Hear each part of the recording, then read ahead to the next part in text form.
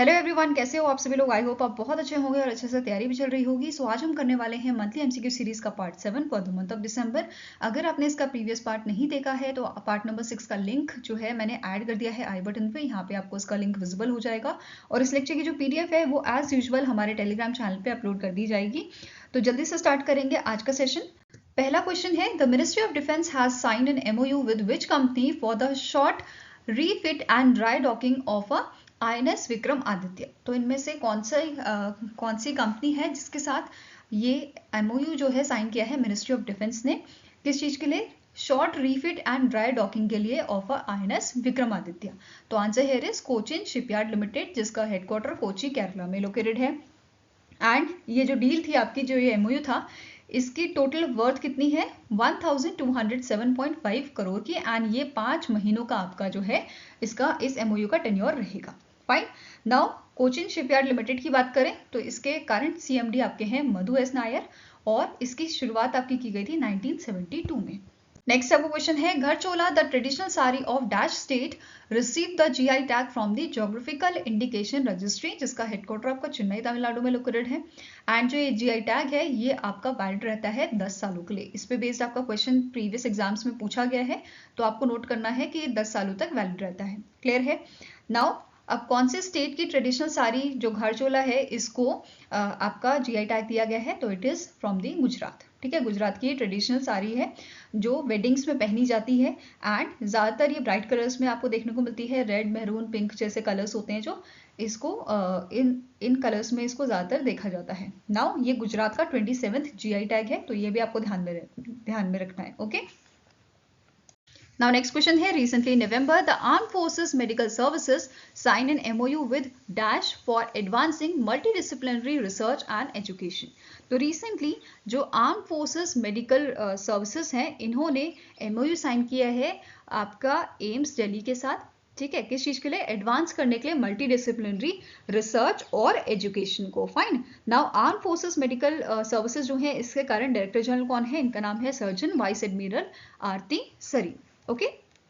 Now next question है, as per the report titled SBTI commitments by the Indian companies released by the ICRA ESG ratings, India has secured dash position globally in a corporate climate action with a 127 companies committed to a net zero target under the Science Based Target Initiative, that is SBIT initiative. तो recently यहाँ पे एक report release की है, किसने? ICRA ESG rating ने। इन्होंने क्या बोला है? इंडिया की 127 कंपनीज ने कमिट किया है टू नेट जीरो टारगेट। ठीक है, जो नेट जीरो टारगेट है अंडर दी SBIT, इंडिया की 127 कंट्रीज ने ये कमिट किया है। और इसी के साथ इंडिया जो है ग्लोबली 6 नंबर पे जो है अपने आप को रख पा रहा है। ठीक है, इंडिया की जो पोजीशन है वो 6 नंबर पे है अगर हम बात करें in terms of a net zero target adopt करने की। ओके, तो answer here is option number D. अगर टॉप 5 कंट्रीज की बात करें तो पहला नंबर आपका आता है यूके का, यूनाइटेड किंगडम, विद 702 कंपनीज जिन्होंने इस कमिटमेंट को कमिट किया है। Okay, then followed by USA with 425 companies, China with 233 companies, Germany with 203 and Sweden with 143 companies. Fine. Global scenario की अगर बात करें तो इस रिपोर्ट में मेंशन किया गया है ग्लोबली अराउंड 9000 कंपनीज ऐसी हैं जिन्होंने एमिशन रिडक्शन टारगेट को कमिट किया है और इसमें से भी 3500 ऐसी हैं जिन्होंने स्पेसिफिकली टारगेट किया है नेट जीरो एमिशन का।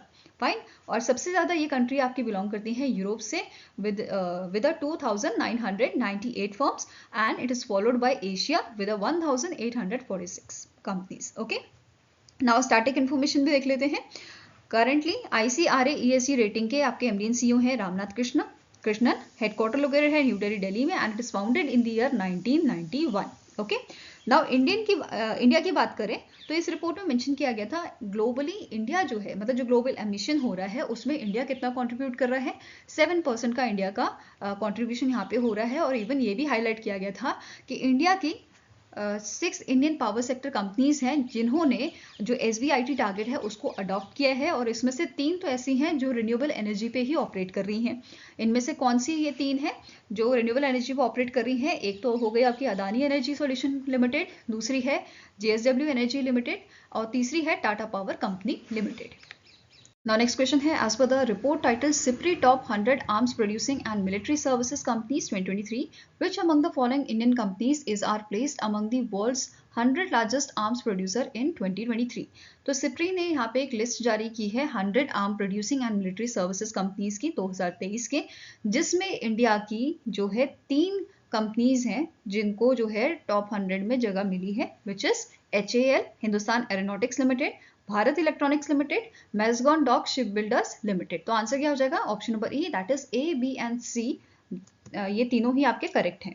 HAL की रैंक की बात करें तो HAL 100 की लिस्ट में जो है 43 नंबर पे था, 67 नंबर पे था आपका Bharat Electronics Limited, and Mazagon Dock ship builders Limited जो है ये आपका 94 नंबर पे था। अगर हम टॉप 5 कंपनीज की बात करें जो इस लिस्ट में टॉप 5 कंपनीज थी, पांचों की पांचों आपके यूएसए बेस्ड कंपनी थी, एंड सबसे पहला नंबर आपका है Lockheed Martin, then RTX, Northrop Grumman Corp, then Boeing and General Dynamics. ये आपके टॉप 5 कंपनीज थी जिनका जो है सबसे ज़्यादा रेवेन्यू हमें देखने को मिला है। सबसे ज़्यादा रेवेन्यू कितना है? $60.81 बिलियन का लॉकहीड मार्टिन का, फॉलोड बाय 40.66 RTX, ऐसे ही 35.57, एंड फिर आता है बियोइंग का 31.1 बिलियन एंड 5th नंबर पे आपका जनरल डायनामिक्स का है 30.2 बिलियन का। अगर हम बात करें यहाँ पे तो 2018 से ये यहाँ पे मतलब इस लिस्ट में, सिप्री की जो लिस्ट है इसमें टॉप 5 जो कंपनीज हैं वो यूएसए बेस्ड ही रही हैं। मतलब 2018 हो गया, फिर 19-20, अभी आ गया आपका जो है 23 की रैंकिंग यहाँ पे रिलीज की गई है। तो 2018 से 2023 की अगर हम रैंकिंग देखें तो टॉप 5 कंपनीज यूएसए बेस्ड ही रही है आपकी, ठीक है। नाउ अगर इंडिया की बात करें तो इंडिया की 3 कंपनी जो है इनके रेवेन्यू कितने थे? जैसे HAL का 2023 में रेवेन्यू था आपका $3.71 बिलियन, जो 6.9% बढ़ा है प्रीवियस ईयर से, that is from the 2022। Bharat Electronics limited की बात करें तो इसका रेवेन्यू आपका $1.94 बिलियन का था, जो 0.5% बढ़ा है previous as compare to the previous year. Then Mazagon Dock ship builders की यहाँ पे बात करें तो 12.4% का जो है इंक्रीज हमें देखने को मिला है इसके रेवेन्यू में, which is $1.09 billion. Okay, now कुछ अदर की पॉइंट्स देखते हैं। जैसे अगर हम यहाँ पे पूरी लिस्ट की बात करें सर, ठीक है, 100 कंपनीज की यहाँ पे हम बात कर रहे हैं, तो टॉप 100 आर्म प्रोड्यूसर्स जो यहाँ पे कंपनी है आपकी, इनका रेवेन्यू कितना है आपका? इट इज $632 बिलियन का है, जिसमें लास्ट ईयर से 4.2% का राइज हमें देखने को मिला है। फाइन, नाउ नेक्स्ट बात करते हैं आर्म रेवेन्यू सबसे ज्यादा कहाँ पे इंक्रीज हुआ है, कहाँ पे, कौन सी कंट्री का हमें इंक्रीज देखने को मिला है? तो it is from the Russia and middle east. Okay, and USA की हमने अभी बात की थी कि टॉप 5 2018 से टॉप 5 कंपनीज किसकी है? यूएसए की है। और इन टॉप 100 में यूएसए की टोटल कितनी कंपनीज थी? It is 41 companies. तो यूएसए की सबसे ज्यादा यहाँ पे जो है आर्म रेवेन्यू है, विच इज योर 317 बिलियन। अगर देखो टोटल हमने 100 की बात की तो कितना था? 632 बिलियन, और लगभग हाफ ही लगा लो, ये आपका है 317 बिलियन। तो यूएसए से ही आपका हो रहा है। Fine, now other important countries, जैसे चाइना की यहाँ पे 9 कंपनीज थी, इंडिया की कितनी थी? 3 थी। चाइना की है आपकी 9 कंपनी, साउथ कोरिया की 4 कंपनी थी, और जापान की यहाँ पे 5 कंपनी आपकी प्लेस यहाँ पे रैंकिंग उनको दी गई थी। फाइन, नाउ आप स्टार्टिंग इन्फॉर्मेशन देखते हैं। सिप्री के डायरेक्टर आपके हैं डैन स्मिथ, हेडक्वार्टर लोकेटेड है आपका Solna in the Sweden, and it is founded in the year 1966। HAL की बात करें तो इसके करंट CMD हैं DK Sunil, headquarter is in Bengaluru Karnataka, and founded in the 1940। Bharat Electronics Limited के CMD हैं मनोज जैन, हेडक्वार्टर अगेन बेंगलुरु में लोकेटेड है, और it is founded in the year 1954।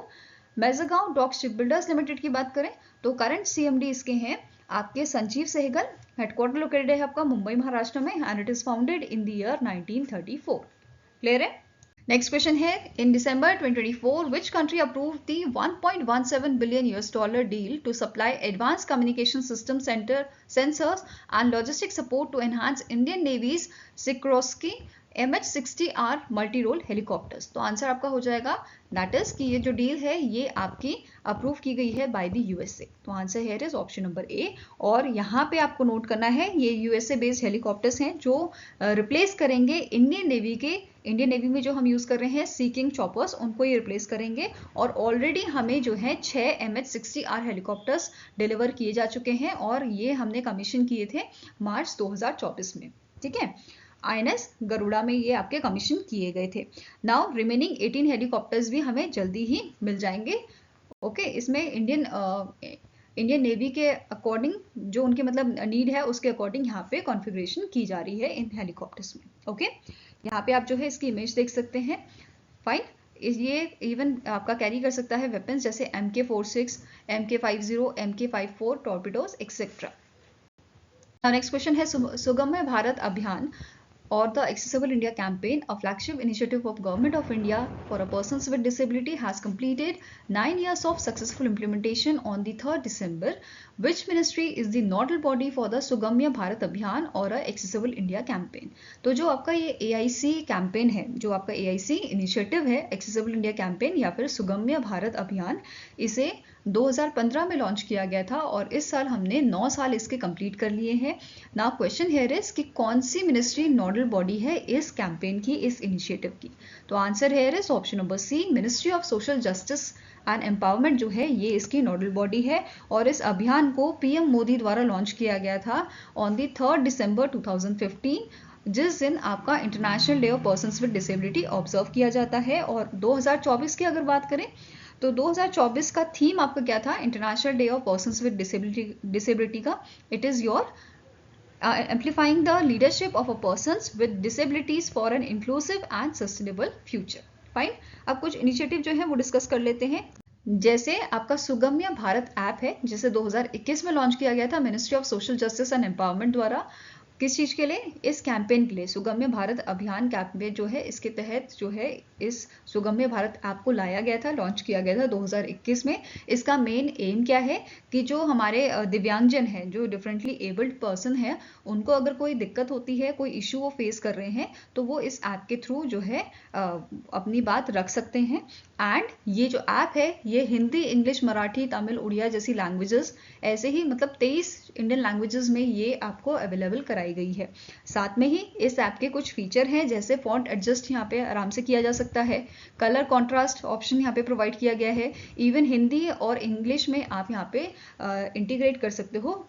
ठीक है, नेक्स्ट यहाँ पे नोट करना है कि 2015 में Indian sign language research and training centre जो है ये भी सेटअप किया गया था दिव्यांगजन के लिए, ताकि इसका मेन एम क्या था कि जो प्रमोट किया जा सके use, training and research of a Indian sign languages.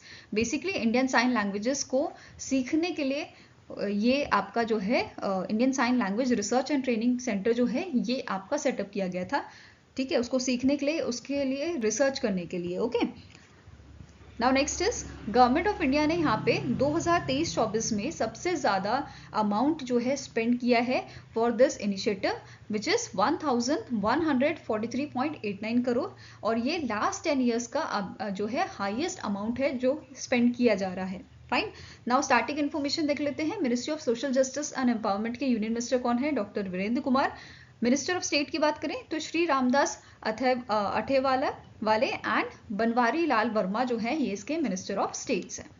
Now next question है with which country India sign an MOU to establish a joint commission for cooperation in sectors like trade, investment, education etcetera. तो recently जो foreign minister हैं आपके Kuwait के, जिनका नाम है अब्दुल्ला अली अल यहाय, उनका विजिट था इंडिया में 3rd से 4th दिसंबर को, और इस दौरान इन्होंने एक MOU साइन किया है इंडिया के साथ स्टैब्लिश करने के लिए जॉइंट कमीशन फॉर कॉर्पोरेशन जैसे ट्रेड, इन्वेस्टमेंट, एजुकेशन इन जैसे सेक्टर्स के लिए। फाइन, तो आंसर यहाँ पे क्या हो जाएगा? It is Kuwait. Answer here is option number A, India और कुवैत के बीच में ये आपका joint commission for corporation establish करने के लिए MOU साइन हुआ है।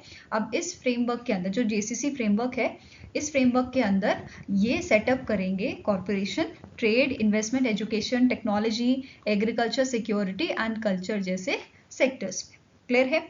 अब ये MOU किसने साइन किया था? इंडिया के जो आपके एक्सटर्नल मिनिस्टर हैं एस जयशंकर जी और कुवैत के जो फॉरेन मिनिस्टर हैं अब्दुल्ला अली अल यहाय, इन दोनों ने ये MOU साइन किया था। नाउ स्टैटिक इन्फॉर्मेशन भी देख लेते हैं।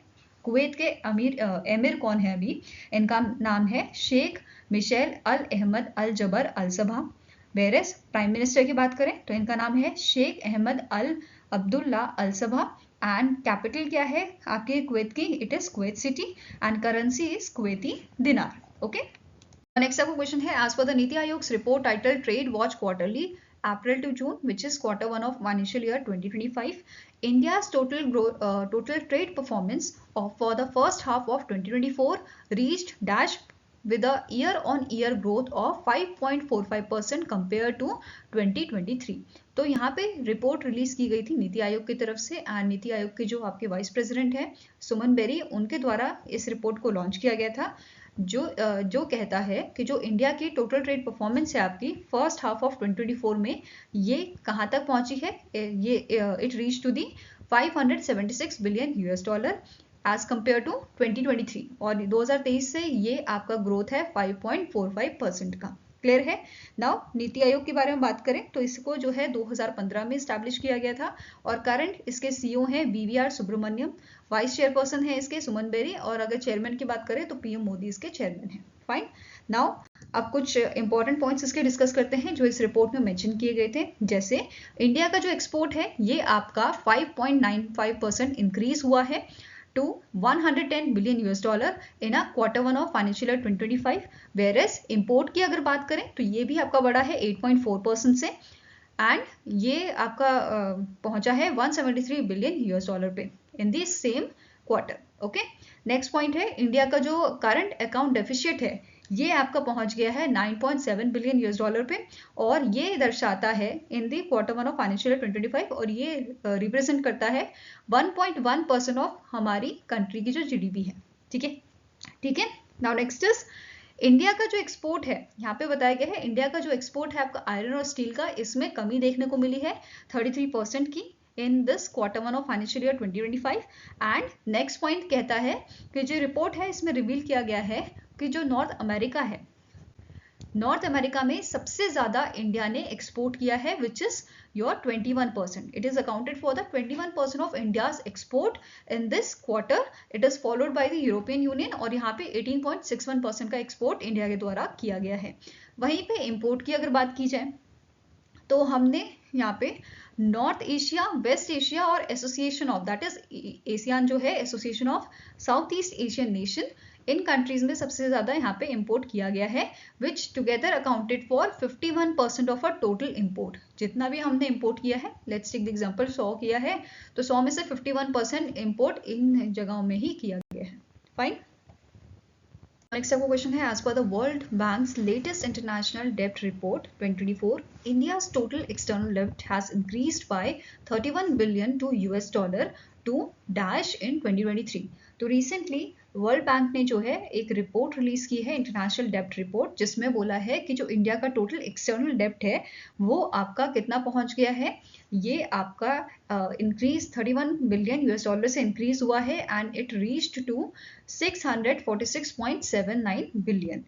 तो आंसर आपका यहाँ पे हो जाएगा option number C, that is आपका 646.79 बिलियन $, का जो हमारा डेब्ट है ये अभी 2023 की बात की जा रही है, 2024 का अगर जोड़ेंगे तो और हो जाएगा, राइट। तो 31 बिलियन $, ये आपका इंक्रीज हो गया है। फाइन। नाउ इस रिपोर्ट में और क्या मेंशन किया गया था, ये तो बात की थी सिर्फ डेब्ट की, अगर इंटरेस्ट की बात करें तो ये भी आपका इंक्रीज होकर 22.54 बिलियन $, हो गया है, जो 2022 में 15.08 बिलियन $, था। फाइन। नाउ इंडिया का लॉन्ग टर्म डेब्ट स्टॉक की बात करें तो ये आपका कितना इंक्रीज हुआ है, 7% से इंक्रीज हुआ है, और ये पहुंच गया है 498 बिलियन $, पे। वेयरएस शॉर्ट टर्म डेब्ट की बात की जाए तो ये आपका कम हुआ है, and it reach to 126.32 billion $, in 2023। Whereas इस रिपोर्ट में मेंशन किया गया था नेट डेब्ट इनफ्लोज का, तो ये आपका है 33.42 billion $, whereas net equity inflow कितना बताया गया है, 46.94 बिलियन $, का इन 2023। नाउ नेक्स्ट क्वेश्चन है, recently in month of December जो इनमें से कौन सी आपकी इंटरनेशनल फाइनेंशियल इंस्टीट्यूशन है, कौन सी इंटरनेशनल ऑर्गेनाइजेशन है जिसने रिसेंटली महाराष्ट्र को 188.28 मिलियन यूएस डॉलर का लोन जो है वो प्रोवाइड किया है इनके जो अंडर डेवलप्ड डिस्ट्रिक्ट हैं उनको बूस्ट करने के लिए, उनकी इकोनॉमी इंप्रूव करने के लिए। तो answer here is it is done by the world bank. World bank ने यहाँ पे 188.28 मिलियन यूएस डॉलर का लोन अप्रूव किया है इनको। फाइन। अब जो ये लोन है, ये लोन कौन प्रोवाइड करेगा? वर्ल्ड बैंक ग्रुप का arm which is IBRD, international bank for reconstruction and development, इस अमाउंट को जो है वो प्रोवाइड करेगा। एंड टोटल यहाँ पे मेच्योरिटी पीरियड इन्होंने रखा है 15 साल का और 5 साल का ग्रेस पीरियड यहाँ पे इन्होंने इंक्लूड किया हुआ है इसमें। फाइन।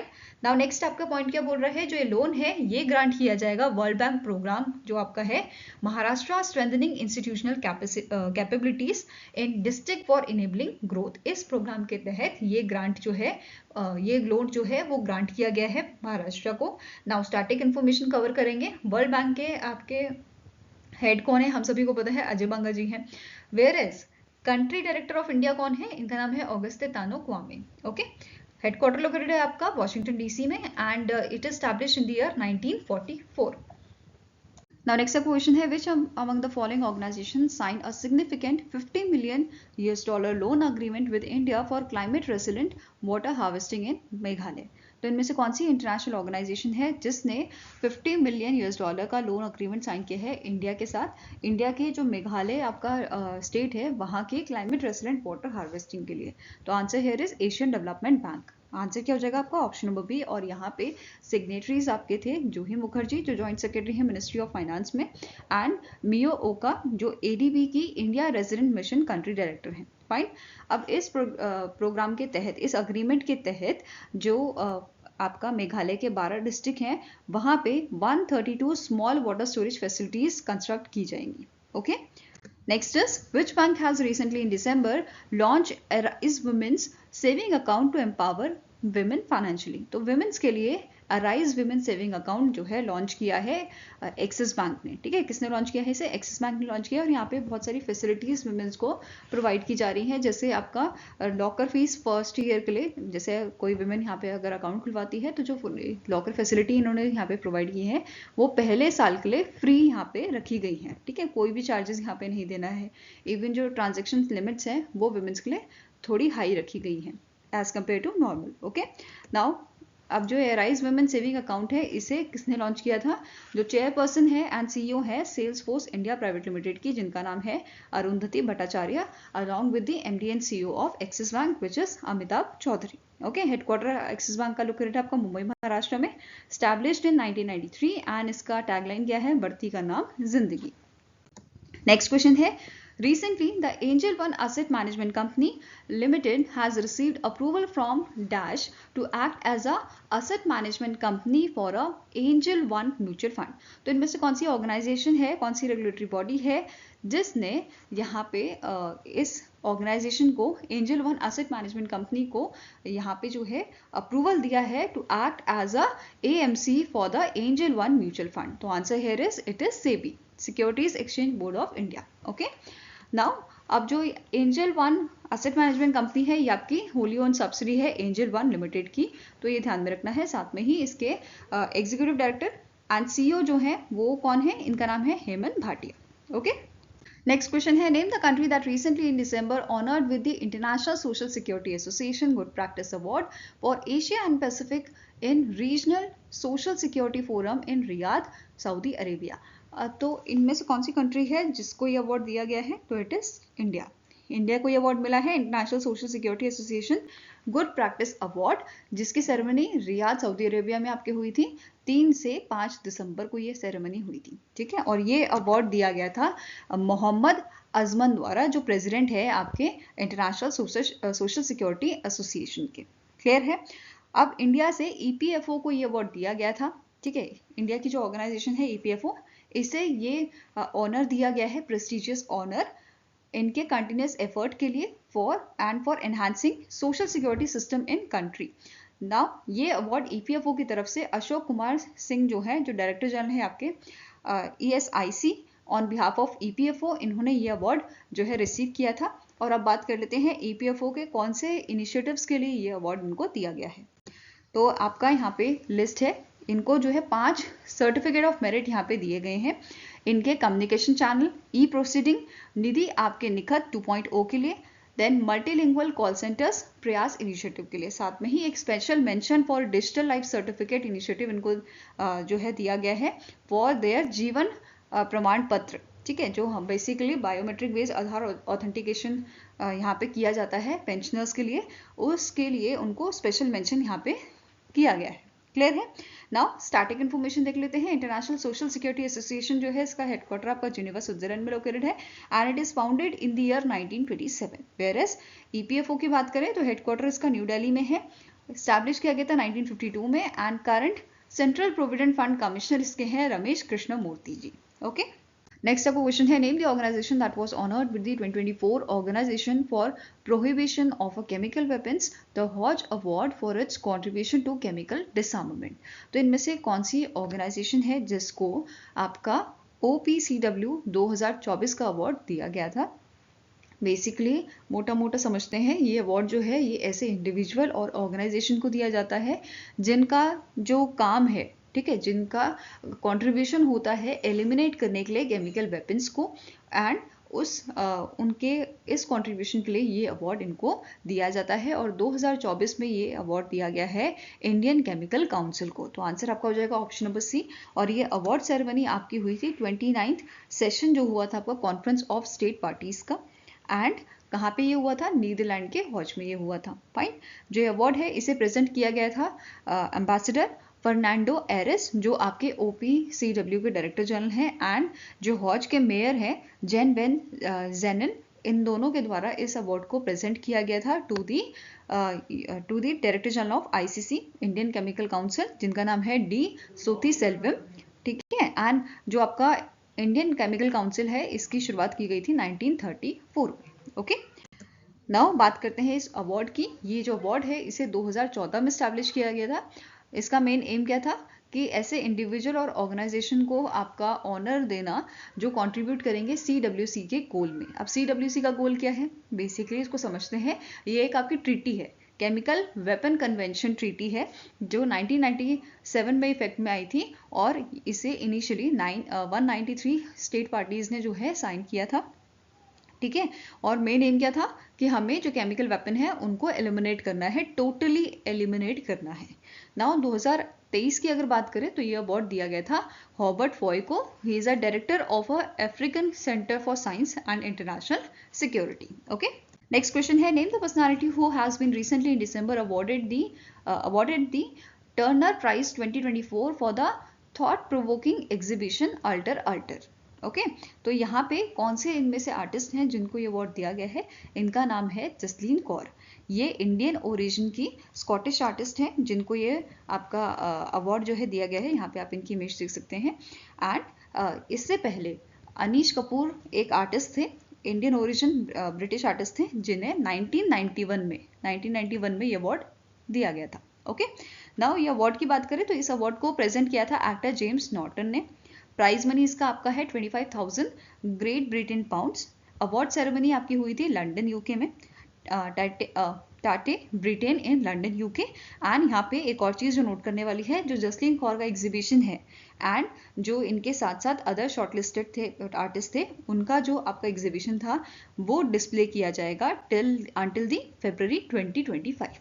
ओके, नेक्स्ट क्वेश्चन है, which company has been recently in November selected as a one of the Forbes India's select 200 companies with a large global business potential at the De-Globalist Entrepreneur Mobility Summit जो आपके new Delhi में हुई थी। तो answer here is it is Octonom Tech. कौन सी आपकी company है? It is the Octonom take.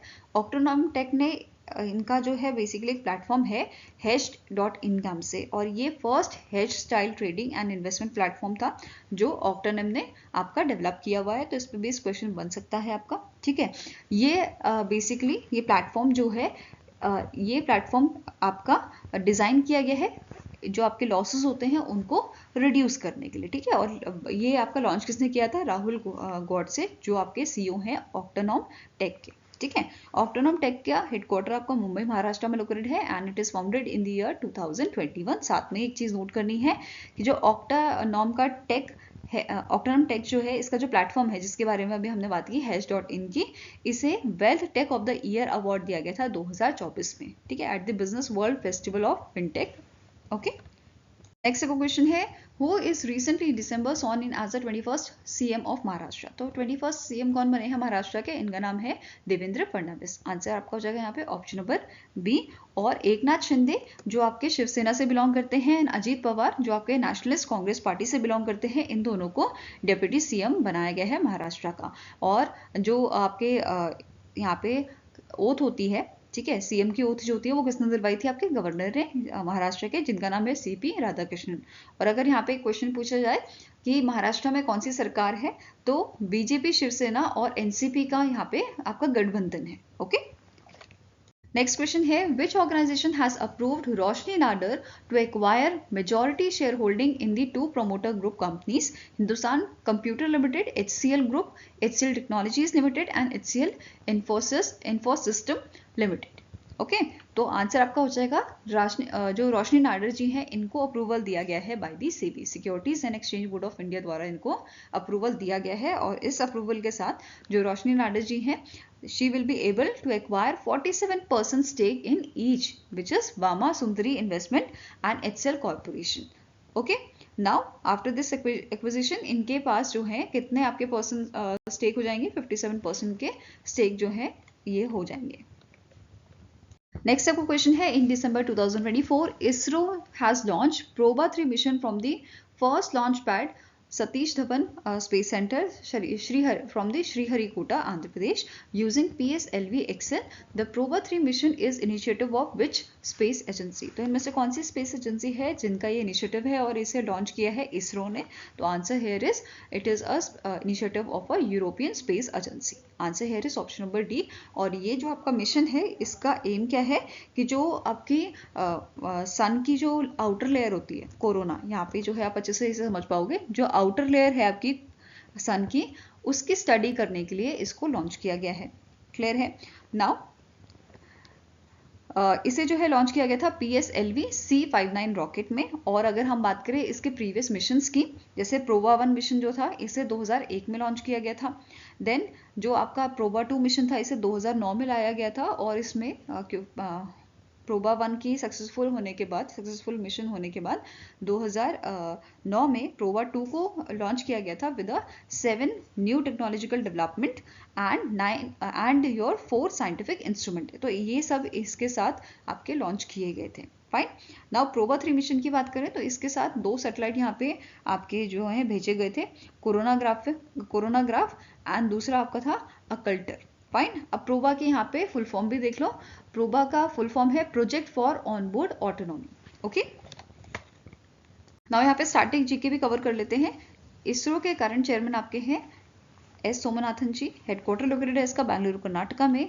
It is founded in the year 1969 and इसके फाउंडर कौन थे? विक्रम साराभाई थे। Okay, now European space agency की बात करें तो इसके करंट डायरेक्टर जनरल आपके हैं जोसेफ एस.जे. बेशर। हेडक्वार्टर इसका लोकेटेड है आपका पेरिस फ्रांस में and it is founded in the year 1975। Next आपको क्वेश्चन है name the player who won women's single title in a Syed Modi India international super 300 tournament, जो लखनऊ उत्तर प्रदेश में आपका हुआ था। तो answer here is option number A, that is PV Sindhu जो है इन्होंने विमेन्स सिंगल टाइटल यहाँ पे जीता था। एंड साथ में ही नोट करना है जो आपके प्राइज मनी यहाँ पे था विनर का, वो था $2,10,000 का। ओके, नाउ अदर कैटेगरी में किसने ये जो है टाइटल जो है वो जीते हैं? जैसे मेन सिंगल टाइटल जीता है लक्ष्य सेन ने। विमेन सिंगल हमने डिस्कस किया PV Sindhu ji. Men's double में Huang Di and Li Yang from China. Women's double में ये जीता है गायत्री गोपीचंद एंड त्रिसा जॉली। नेक्स्ट है मिक्स डबल, इसमें दचपोल पुवारनु क्रो एंड आपके जो सुपिसारा पावे स्वम फ्रॉम थाईलैंड, इन्होंने जो है ये मिक्स डबल टाइटल यहाँ पे जीता था। ओके, नेक्स्ट आपको क्वेश्चन है which country won the men's hockey junior Asia cup 2024 held from 26 November to 4 December in Muscat, Oman. तो आंसर आपका हो जाएगा इस टूर्नामेंट को जीता था इंडिया ने, और इंडिया ने डिफीट किसे किया था? पाकिस्तान को। ठीक है, बेसिकली इंडिया जो है फर्स्ट रैंक होल्डर था, सेकंड नंबर पे पाकिस्तान एंड थर्ड नंबर पे जापान था, और इंडिया का ये 5th टाइटल था। इससे पहले 2004 में इंडिया ने ये टाइटल जीता है mains hockey junior Asia cup का, 2008 में, 2015 और 2023 में। क्लियर है? नाउ इसी के साथ नोट करना है यहाँ पे जो हॉकी इंडिया है, इन्होंने अनाउंस किया था कि हर प्लेयर को 2 लाख रुपए यहाँ पे as a reward, cash reward जो है दिया जाएगा, और जो आपके स्टाफ मेंबर्स हैं, ठीक है, सपोर्ट स्टाफ मेंबर्स, उनको 1 लाख का अमाउंट यहाँ पे प्रोवाइड किया जाएगा। नाउ अगर बात करें हम अवार्ड की, जो इस इवेंट में प्लेयर ऑफ द टूर्नामेंट बने थे आपके Arijit Singh Hundal from India, goalkeeper of the tournament बने थे Rafaizul Saini from Malaysia, leading goal scorer आपके थे Sufiyan Khan from Pakistan, and rising player of the tournament इस टाइटल को दिया गया है Yamato Kuwahara from the Japan.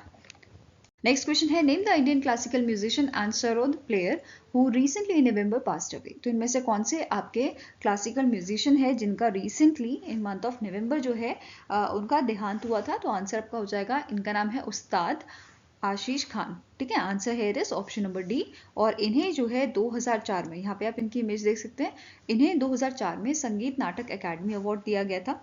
ठीक है, इस अवार्ड से इन्हें नवाजा गया था 2004 में, और इन्होंने एक बैंड बनाया था आपका इंडो जैज बैंड, जिसका नाम था शांति, विद अ उस्ताद जाकिर हुसैन। 1969 में ये बैंड इनका बनाया, इन दोनों ने मिलकर ये बैंड बनाया था। ओके, नेक्स्ट क्वेश्चन है, Indian navy day is annually observe across the globe on. तो इंडियन नेवी डे जो है 4 दिसंबर को आपका ऑब्जर्व किया जाता है, और इस बार 2024 का इसका थीम था strength and power through innovation and indigenisation. और 4 दिसंबर को आपका ऑपरेशन त्रिनेट जो है इसको भी परफॉर्म किया गया था, एंड इस डे को हम इस ऑपरेशन के याद में भी मनाते हैं, जो 1971 का वॉर हुआ था, इंडो पाकिस्तान वॉर, उस टाइम पे ये ऑपरेशन जो है आपका किया गया था, कंडक्ट किया गया था। ओके, नाउ 2024 का जो आपका इवेंट था, जो सेरेमनी थी नेवी डे की, ये उड़ीसा में हुई थी, पूरी उड़ीसा में, और इसके आपके चीफ गेस्ट थे president Draupadi Murmu ji. Okay, now starting information देखेंगे। इंडियन नेवी के चीफ ऑफ नेवल स्टाफ कौन है करंटली?